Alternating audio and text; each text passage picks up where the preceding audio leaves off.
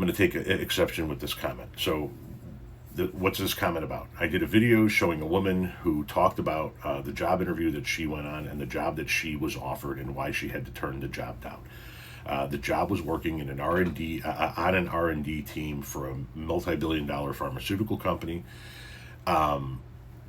They were asking for a master's degree and 3 to 5 years of experience, or a bachelor's degree and 8 to 10 years of experience.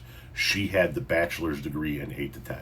And they offered her the job and she turned it down because the job was $18 an hour, zero benefits, no health care in any way, shape, or form, not even 100% paid for by the employee, no health plan, no paid time off, nothing, no retirement program, nothing, $18 an hour.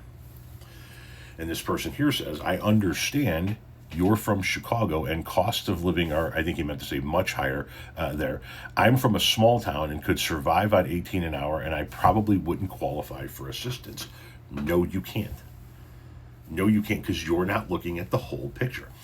Maybe in some small town somewhere, if you make $18 an hour, you can afford to pay your rent, and you can afford to pay for food, and you can afford to pay for basic transportation to and from work. Maybe that's true. Maybe $18 an hour allows you to pay those bills and you can survive, quote unquote. I have a roof over my head, I have food in my belly, I have basic transportation. I can make it work. A couple of things. First of all, millions of people, most of the country doesn't live in those small towns. They live in areas where it costs more to live. But let's put that aside for a moment. Two major factors that you're not taking into consideration.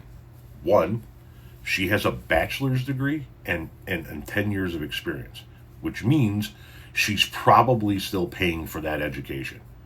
She cannot pay for her apartment, her food, and her transportation and continue to maintain a student loan payment on $18 an hour. You can't. That's just not a thing. I don't give a shit what small town you live in. That's not a thing. But even if you put the student loan aside, maybe she got scholarships and she has no student loan debt whatsoever. What if she gets sick? What if you get sick? What if you're in some small town somewhere making it work on $18 an hour and something happens to you? You can't afford it. Which means that assistance that you're saying that you wouldn't need and wouldn't qualify for has to kick in. We have to take care of you through Medicaid. Through you go into the emergency room and not being able to pay, we have to pay for that. You cannot survive. I don't care where you are in the country. You cannot survive.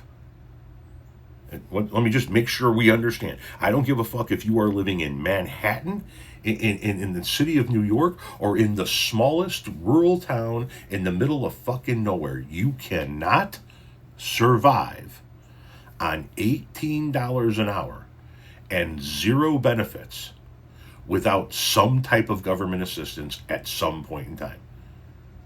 Maybe you don't need government assistance month to month to buy food.